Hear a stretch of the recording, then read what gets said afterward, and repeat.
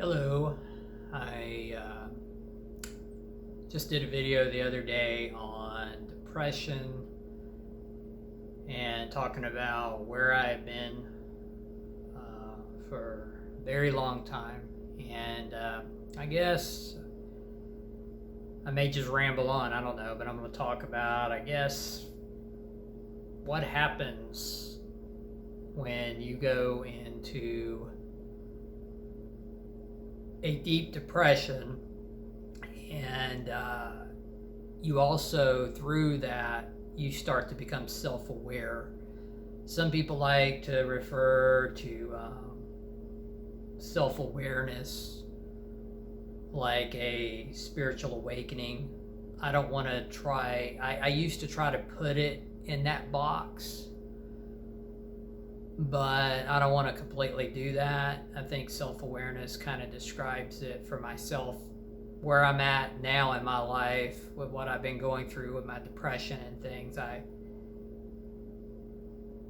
think it's easier to just describe it as self-awareness, though I have had, as I said in my last video, I've had some weird things that I would describe on a spiritual nature or metaphysical. I have had some crazy things happen to me that are hard to explain, and these things started to happen after December in 2019. So I've been through a lot, but along the way through all of this depression at this point in my life, which has been major at times, severe at times, I have also became aware of the fact that I have lived, I guess, fake in a lot of ways, creating personalities, creating fake aspects of myself to cope with life, never having a core identity. And I think that happens with a lot of people when they're brought up in homes that are unstable, didn't have any real core mentorship when you're a child.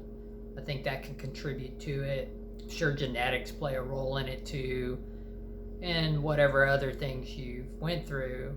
I went through a lot of childhood bullying as well, and my adult life, while there have been moments that were stable in my adult life for some periods of time, there have also been times that have been a complete shit show, and chaotic, and a few times that I probably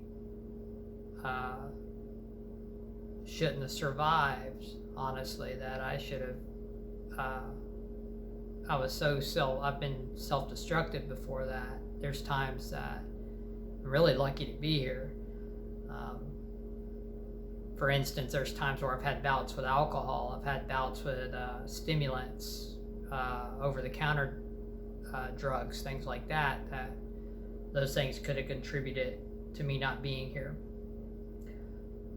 Through this severe depression, there's been times I've wanted to unalive, times that I'm like, what's this life for? Just sick of it all. But through this experience in the last, I guess, getting close now to 5 years, I've been dealing off and on with this severe depression. I also became self-aware of not being authentic. Didn't really know what authenticity is. Not finally starting to understand the question of who am I? Who am I really? Realizing after being isolated mostly for a long time now, not being able to hold jobs, because I also was just burned out from society, burned out from dealing with people, for myself, dealing with hatred of people, the hatred from other people, dealing with, I feel like society has become a lot more narcissistic in general. I'm just giving you my experiences. Now, I'm not trying to speak for everyone's experiences. All I can do is sit here and relate to you what I've been through myself and tell you these are my life experiences, and some may relate to it and some of you may not. But something else, I go to therapy now and have not went in like 23, maybe 24 years, I don't know. But I knew I had gotten to a place in such a dark hole. I had to do something, or I'm just going to lose everything. I'm going to,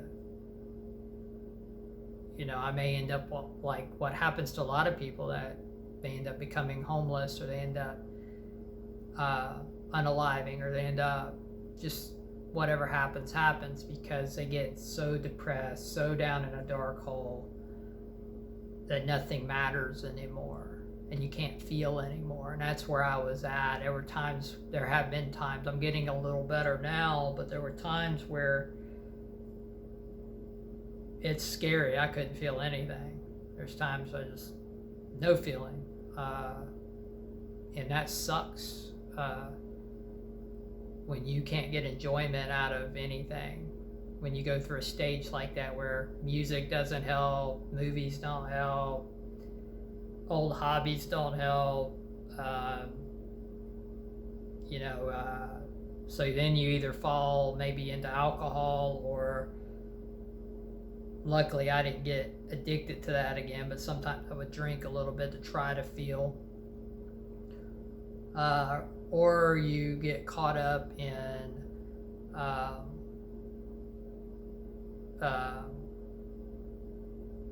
watching corn.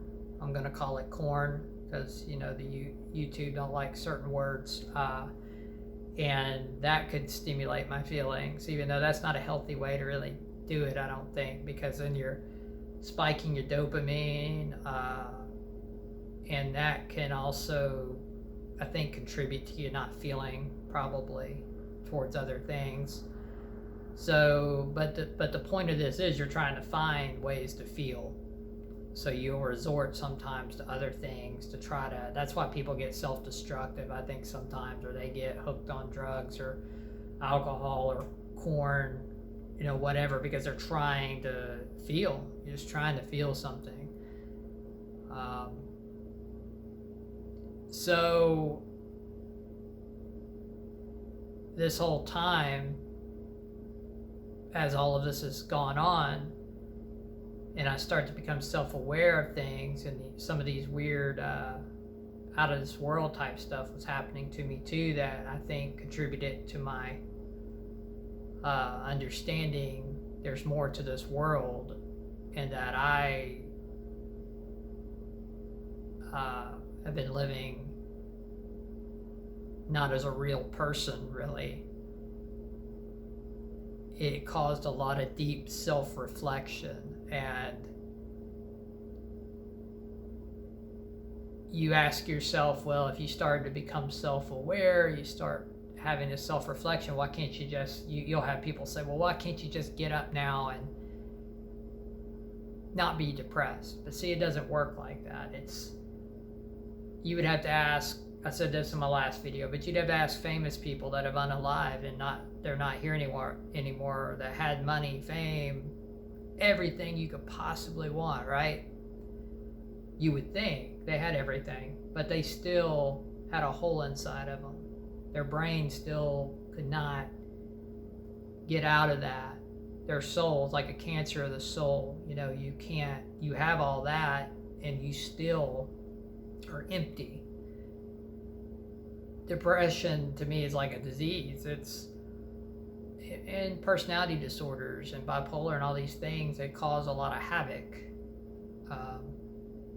I was diagnosed too with bipolar in my 20s. I'm 49, but my therapist now has not diagnosed that.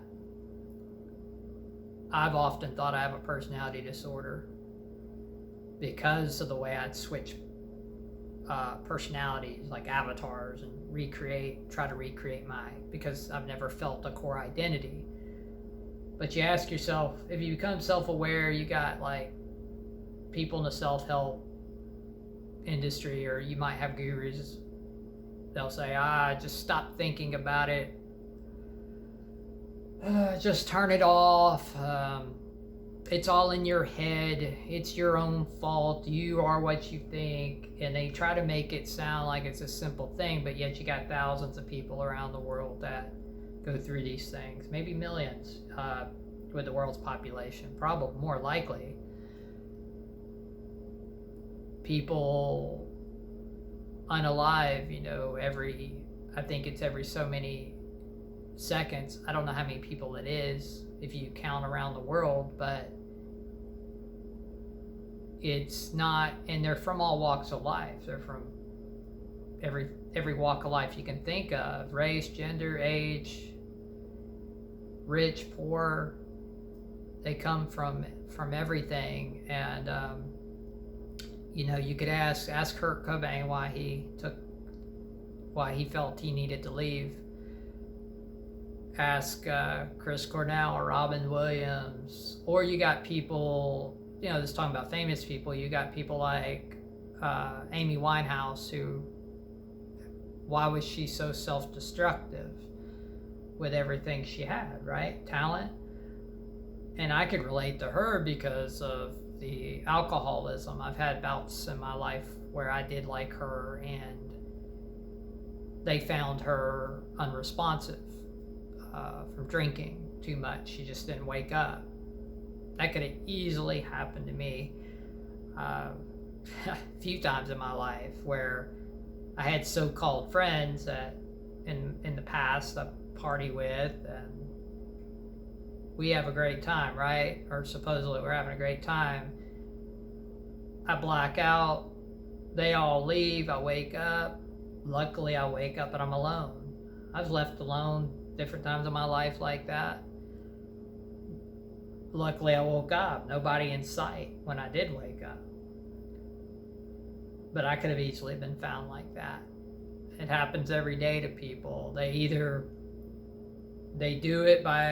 do something by their own hand directly because of the pain, or they go down a self-destructive pattern. It's like a passive thing. And I've had the passive thoughts as well of, well, if something just happens, it happens, because you just get tired. And I guess the point of self-awareness is it doesn't change it. It just, you still have the battle of having to face things, of trying to work through traumas and the traumas that have happened in your life. It's just self-awareness just adds on a layer of starting to understand, like, you're not a social construct of whatever your parents tried to say you were, or whatever people in your childhood said you were. You're not a product of what people tried to label you. You're not whatever people tried to mold you to be. And that happens to so many of us. We are constructs of how we were raised, of how we were. It's simple as being told to believe in a certain religion because that's what your family always did, so you better do it. Or it could be even simpler. You will believe in a sports team because your family believes in the sports team. You will root for that team. Or you're going to go into the job I tell you to go into. You're going to do this. You're going to believe in this. You're going to believe in these politics because I tell you to. Because we all believe in it. And then you think that's really you. And sometimes it works out to where you might really have a passion for the things that were presented to you in that way. But there's a lot of people, they just do these things because this is how they were molded. They were never given an opportunity to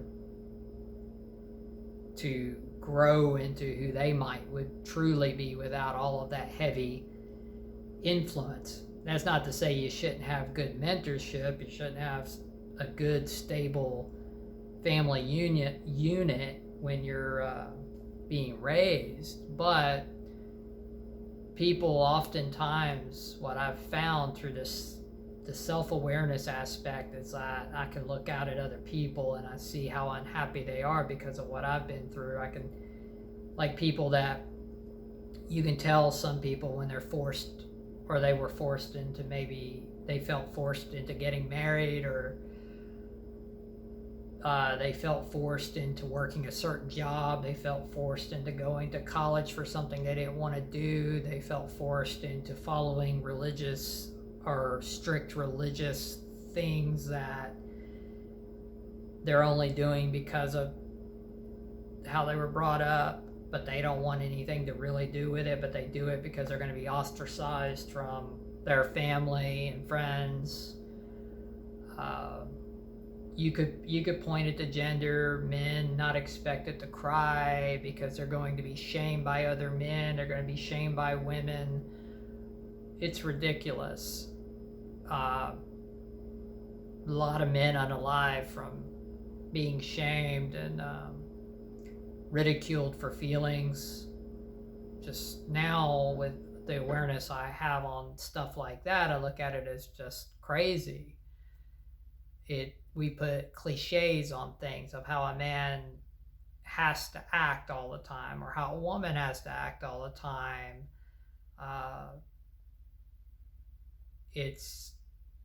And I can't speak for everybody, it's just some of the things I've observed, but women and men get depressed, and they don't, a lot of them don't want to be here, and it's for different reasons.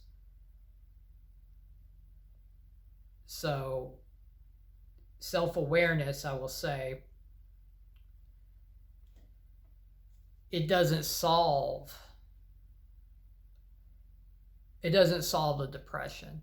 It doesn't solve whatever personality disorder you may have, or bipolar. It's just, you start looking at society, you start looking at people, and you start noticing, because maybe you were living a fake life in a lot of ways, you start seeing it out there. And that contributes to me being burned out on society as well, because when you start seeing that stuff for what it is, and it's so in your face of how conditioned people are out there, it becomes hard to cope with when you've been dealing with severe depression for so long. So I've been dealing with that, and then the self-awareness aspect of seeing people, seeing myself for what I was being, but also seeing other people for what they're being. And as far as holding a job, yes, I've been burned out on society, because I can only speak for myself that it became such a burden. All of life became a burden on me, because of 49 years old and having almost passed away a few times from my own self-destructive behaviors of pain in life, having pain in life, to lost relationships, lost friendships. I say friendships, some of them I look back on, it really wasn't true friendships. Lost opportunities. I'm not saying all this is all everybody else's fault. I do carry a lot of blame on my own end, but just looking back, it's a weird thing for me. When you get to this age, I feel like it's almost like all the chaos I've been through, I feel like it's like different lifetimes. I feel like, did I really live in the 1990s? I mean, it sounds crazy, but I feel that way. I feel like, did I really live? And was I in a band in 1995? And I was. Was I, I go back to just, I'm rambling on, and I guess that's what I'm going to do in some of these videos. I'm just like, I'm just going to get on here and talk. But thinking back to, say, like having my first cell phone, maybe around 1998, when everything was just like no texting and no little computer in your pocket. All you could do is call on these things. And most people couldn't afford to call on them all the time because you had calling plans. I just think back, it's like a whole nother life. It's like, it seems like I didn't even live that life. And that was a different, and the reason for that too is because I've been these different characters through my life. I haven't ever had a core identity, so I look back at these things like they were different people, and they kind of were.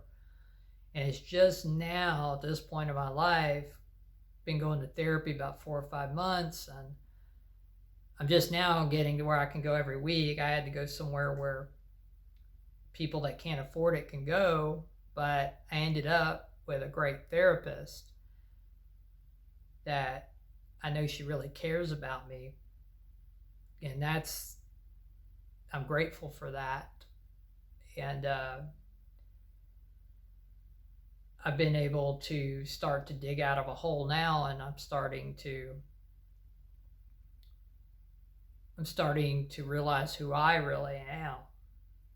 But it's still very hard. It's not like this is something else with a depression and dealing with chaos through a lifetime, and when you're older and you come into this realization about yourself, some of these realizations, you can't just snap out of it and suddenly everything is just simply better.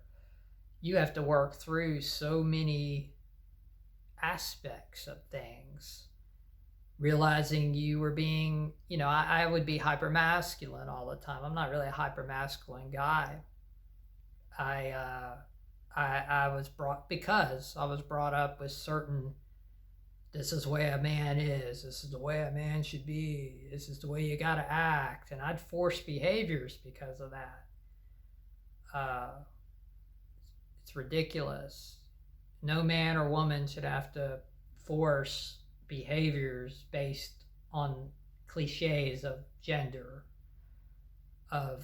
because that's another thing of conditioning. You're brought up a certain way, so you better act this way because your dad act that way, or if you're a woman, your mother act this way, so you better act this way.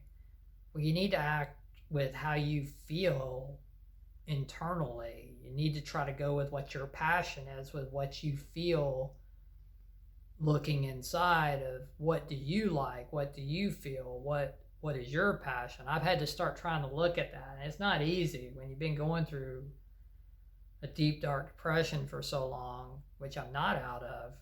I've just kind of made baby steps to get out of it. I'm not in the best condition. I'm not working, though I have applied. That's a step, because I was having a hard time just really going back out. I've had such horrible experiences in workplaces that, and not that I'm trying to just blame everything on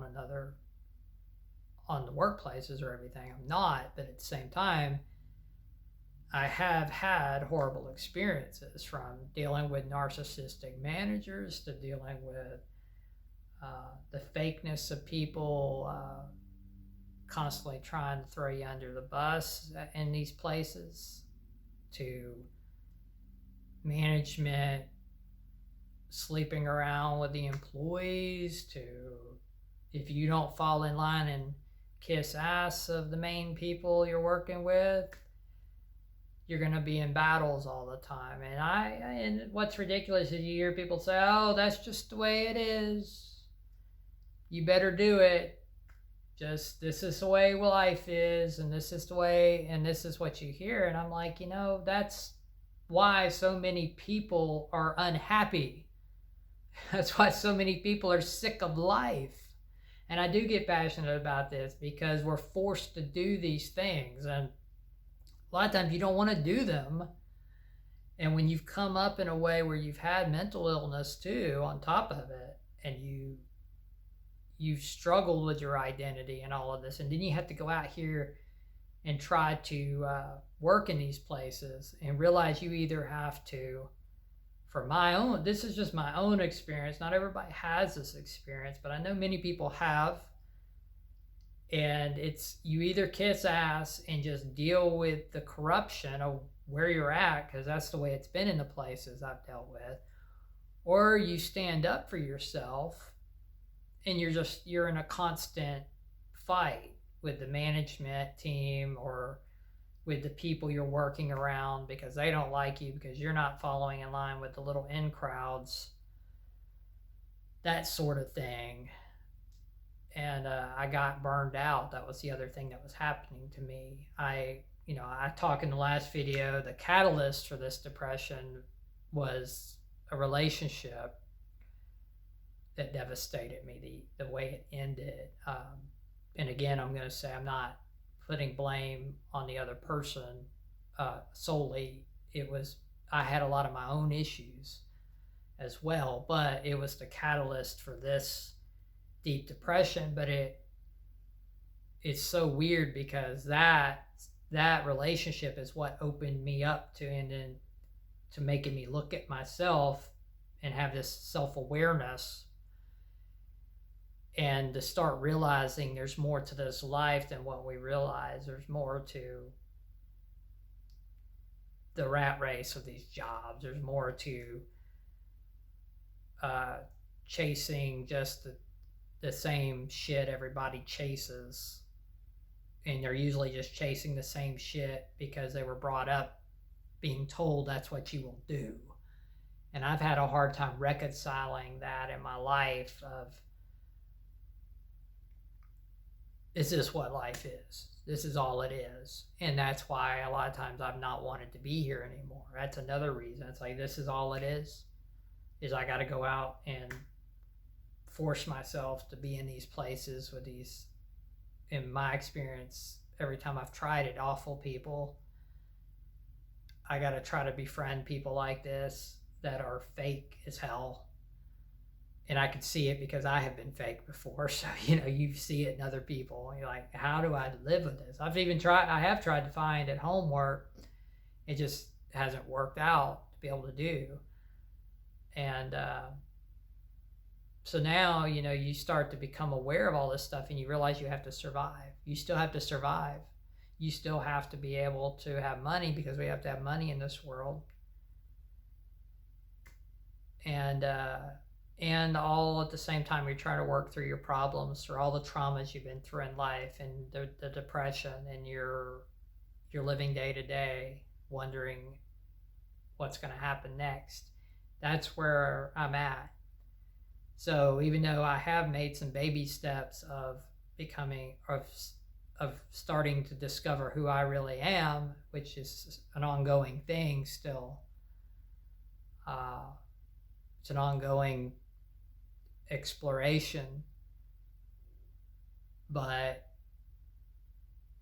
I'm doing that, coming out of a depression. It's a slow process, working through various traumas, and it just takes time. So I would just say, I guess I get on here talking about this stuff. I thought, well, there's a few of you that followed me back in the day, and you saw my personality collapse, as some of you. I would imagine there's a few of you might watch these 2 videos I'm putting up here, and say, oh, we remember you when you were talking about Christianity. I was trying to run from myself, and now I don't believe, now that I'm self-aware of that I've been these fake personalities, I have to laugh at it. It's funny to me in a way. I mean, humor helps with this stuff. You got to be able to self-deprecate and laugh at yourself at the same time and say, man, this world is a crazy world, especially with some of the stuff that's happened to me, like paranormal wise, that maybe I'll go into at some other point, because I can't fully explain it. I'm not going to try to tell you I have the answers to it all, because I don't. I wish I did.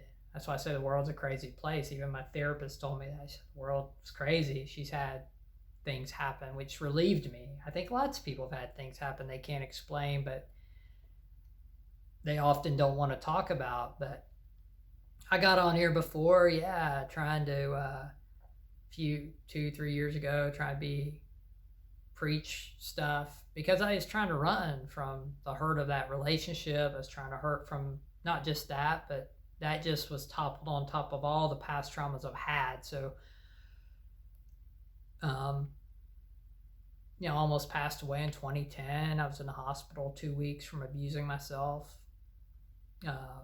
I've had alcoholic battles before. I've done a lot of self-destructive things over the years, and like I told you, I felt like I was living different lives. Some of them don't even seem real anymore because some of them are so long ago. But I did the whole Christian thing on here for a short time. Then I got deep into New Age, and I was preaching New Age, and that can be a religion too, in ways.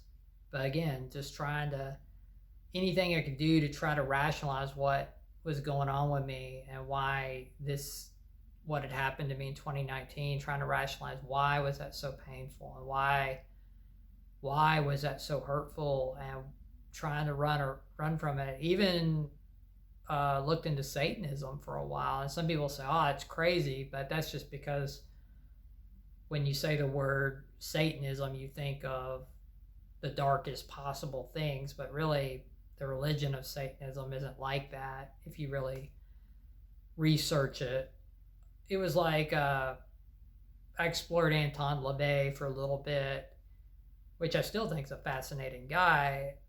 There are a lot of dark aspects about me, I will say, that are true to who I am, but not, I mean, we all have dark and light. We all have that. It's just part of who we are as humans. We all have those aspects. I love true crime. I love horror movies. I can watch the gory horror movies. I can watch the classic horror movies. I like some sci-fi. I like all kinds of music. In fact, I have quite a few of my music playlists on here that are public, and you can see if you look at them. It's funny to me now because,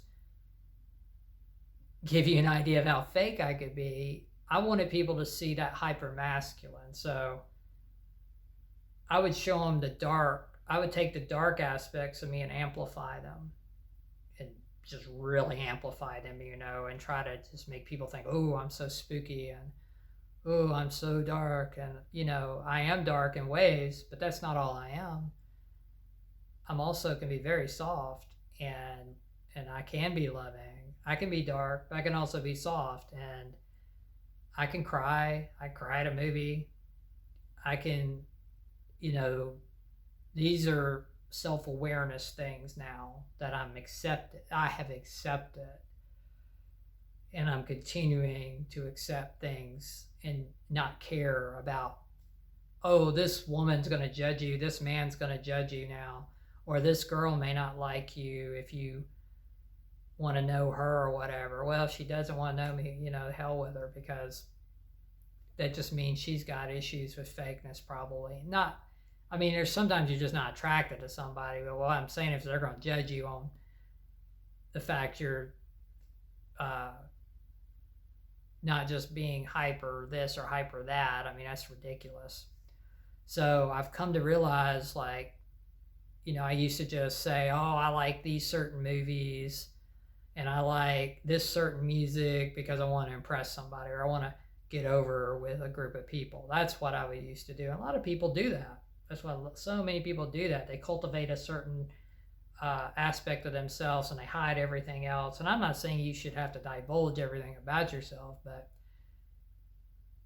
a lot of times it can get to a point where it's just inauthentic. And I could be that way. In some ways it worked for me, but other ways it didn't. And a lot of times it often comes back to backfire on you, or it can bite you in ways when you're just hiding so much about yourself. So like with music now, like on here, I was just saying that because, I listen to so much stuff. I can listen to Typo Negative, also listen to Britney Spears. It's like, listen to Elvis, listen to Catatonia, it's just, Michael Jackson, Arch Enemy. It's just, giving you an idea. This is truly who I am. I have a broad, and I've had to realize about myself, I have a broad spectrum of things I like that can go from light to dark, and we all have light and dark in us. So I've been on here for a little while, I guess. Maybe I'll probably get off here for now, and maybe next time I'm on here, I don't know what I'll talk about. Maybe I'll talk about more about probably something related to this. Maybe I'll talk about what happens with friends, friendships when you go through stuff like this. But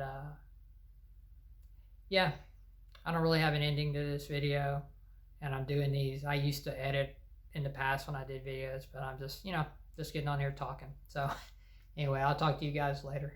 Bye.